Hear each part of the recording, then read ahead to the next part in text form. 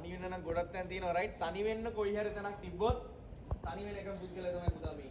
දන්නවද ඒ කියලා? කොල්ලොන්ගේ තාත්තලා සතුරු කඳුරු පිට කරන විදිය හරි වෙනස්. ඒක මම දැකලා තියෙනවා මගේ තාත්තගෙන්. මොකද මමත් පෝරුවක් උඩ ඉඳපු නිසා පැතු. මම දන්නේ නැහැ තාත්තා ආදරේ කියලා තියනවද කියලා පැතු. දැන් තාත්තගේ ඇස් දෙක දිහා බැලුවොත් පුංචි කාලේ ඉඳන් ඇති පදමට ආදරේ කියලා ඉතින් හොඳේ. එහෙම තමයි අර පොඩි කරට ලොකු වුණාම කරට කරාම තාත්තලා පුතාලා එහෙම නැහැ නේ ආදරේ කියගන්නේ පොඩි එකක් තියෙනවා.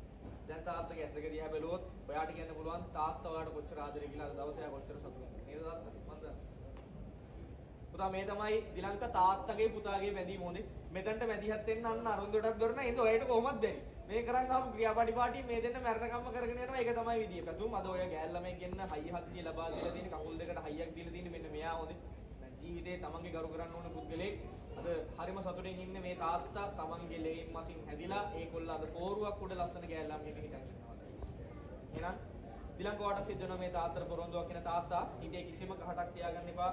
පුතන්ඩිය වෙන විසඳ කරපු සෑම දෙයක්ම කොල්ල වැටෙන හැම තැනකදීම හයියක් වුණා වගේම දුක හිතෙන හැම තැනකදීම කොල්ලගේ සතුටට හිටියා වගේම සතුටු හිතුන හැම තැනකදීම කොල්ලට අපුඩි ගැහුවා වගේම මමත් මේ දේවල් කරන පොරොන්දුව මත අපි තාත්තට පොඩි ටැග් දීලා වදිමු.